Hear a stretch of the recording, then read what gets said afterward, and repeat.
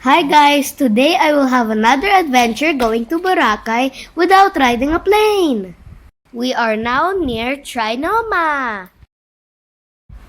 We're here now at Jamniler bus station. From here, we will ride a bus going to Batangas Port.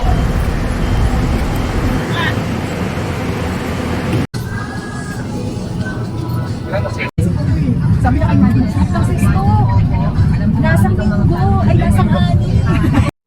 Hey guys, welcome back to my channel, and today we are going to Boracay. That's right, ladies and gentlemen, we are going to Boracay. Sorry if you didn't get to see the early footage, but that's fine. At least I get some content and you get something to watch. That's what I care about. So me and my mom are just gonna wait for the bus to take us to our destination. Me and my mom and her colleague is gonna stop at Batangas. So enjoy. Okay guys, and we're just gonna chill here for a bit. We're just gonna chill for a little while until the bus moves. So I'm gonna cut to where the bus moves, alright? But let's just enjoy the experience of waiting. Noise, I didn't even have to cut it.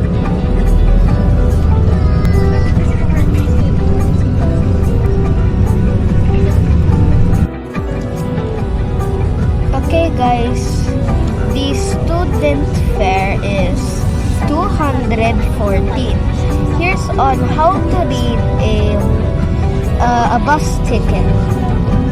First, this is 200 on the very bottom. The ones marked with holes of the pesos, that says pesos, the ones that are marked with holes, you gotta plus those. Like for an example, the student fare is 214. 210 4. So plus those, you get 214. The bus number is 8,000 and the time is PM. If this tutorial help you on how to read a student fare or any bus ticket, make sure to like and subscribe. Guys, I'm a little hungry, so I grabbed some snacks from a bag. Guys, we are almost exiting Metro Manila. I think we are in Batangas now. Finally, we are now at Batangas Port. From here, we will ride a ship. Antayan ni Sir Ali tayo? Oo, si Ma'am Ali, oh. Tita Debs. Ayan, oh. Asawa ni Sir Ali, si Tita Debs. Saan? I don't see. Ayan, oh, yung may hawak na pink na, pillow. Nag-pillow. Yung makahawak na neck pillow doon sa bus. Yaan. Yung... What is it, sir? Sir Ali? Sir Ali? Ando na yata. Nauna na si Sir Ali. Ayun!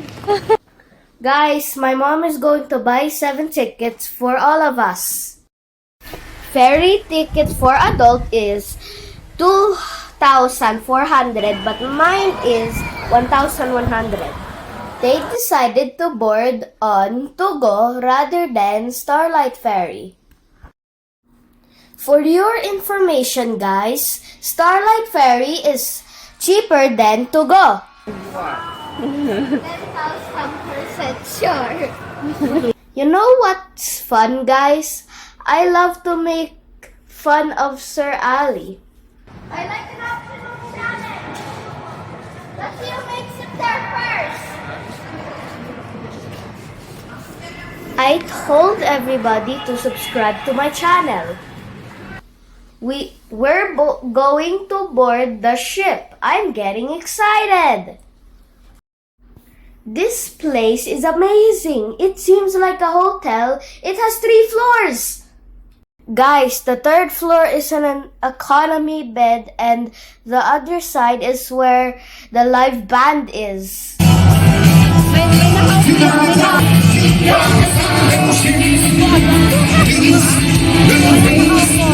Guys, Starlight Ferry is over there.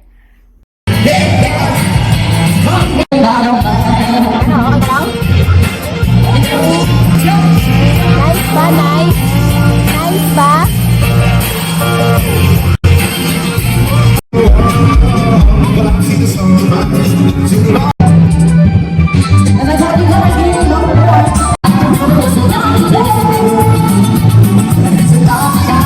Guys, do you think the seaman's job is easy or not?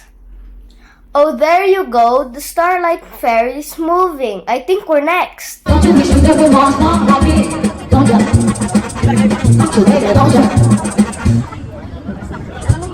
Your Starlight Ferries, that's where the next one.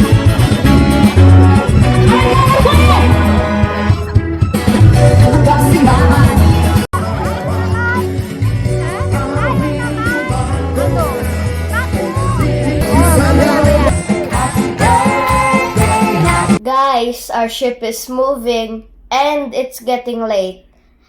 I'm gonna sleep. Tara na, let's go! This is the way to the corridors and the coffee shop. By the way, guys, we decided to have a midnight snack before going to bed.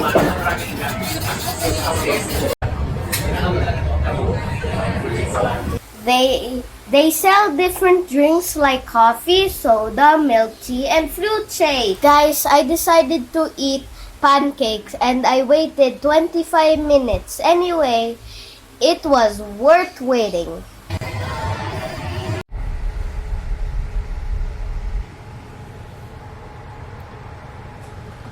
Wake up, everybody! It's breakfast time!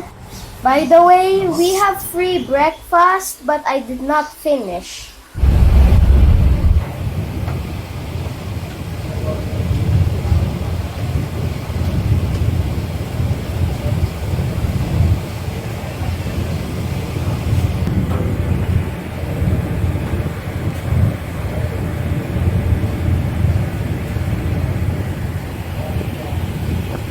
Hey guys, welcome back to my channel, and today we're almost at Boracay.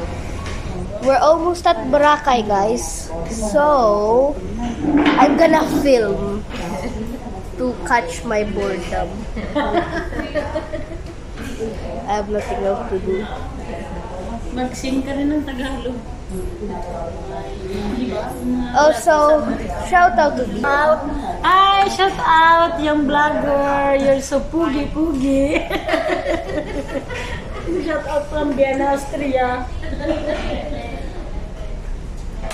Hi, shout out from Carlota. Joseph. Ayan, YouTube channel. Please subscribe. Yeah, shout out to those two. I'll give you a little tour around the boat, the entire boat. And I'll even give you a glimpse of what Boracay Island looks like. I'll give you the silhouette of what Boracay Island looks like. That's the only glimpse you're gonna see until I get there. Guys, this is a private room for 4 people. The ship docked already, and we're going down.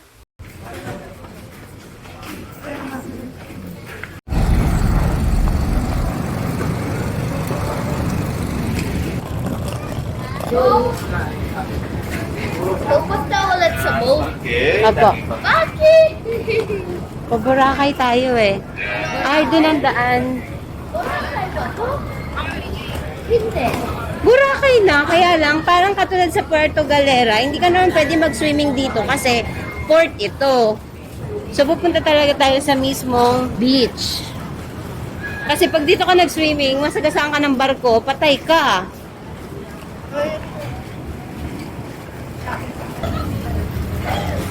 to Boracay Lane.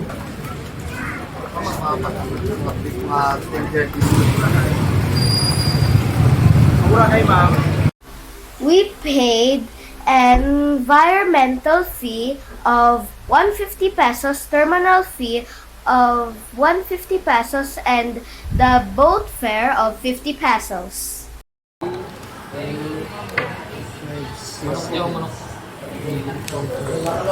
Cody, hindi pala dyan. Here.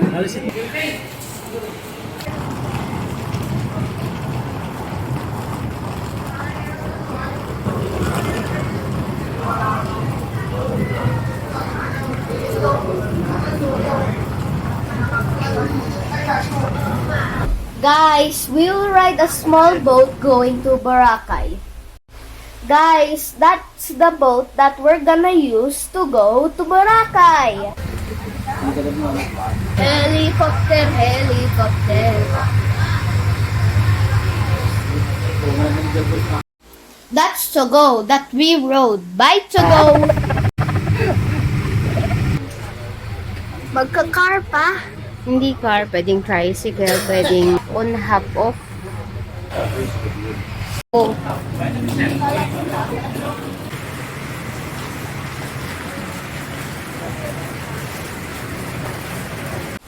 Guys, we're riding a long tricycle going to a hotel.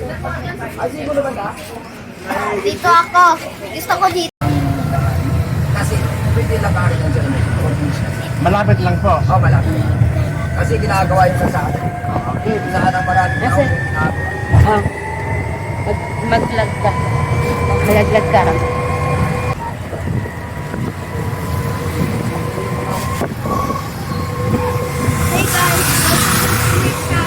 Hey guys, welcome back to my channel. And today we are going to the Hotel of Boracay. And when we're gonna pay the driver our fee, I'm gonna give him a subscribe card. So I hope you enjoyed this video, cause it's probably gonna be a 10-minute video or a long video. But if I'm wrong, tell it in the comments, please. If someone replies to you that the account name is Aussie Lady, that's my account, K-Red. So if you have any replies of that, of Aussie Lady in your comments, that was me. So I hope you enjoyed this video, because it's gonna be a long video and a long day for me. Ang nag-violation lang natin. Diretso lang daw, diretso lang. Guys, we are walking in the alley because it's under construction and the tricycle cannot get in. Malapit na ba tayo?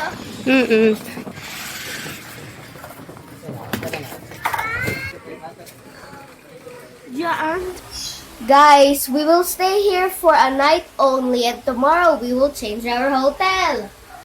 This is DIYTravelers Inn located in Station of Boracay. Our room is on the second floor. Our room is 306 and you get 2 beds for 1 family member. If you're a family of 2, a TV, a aircon, and a bathroom.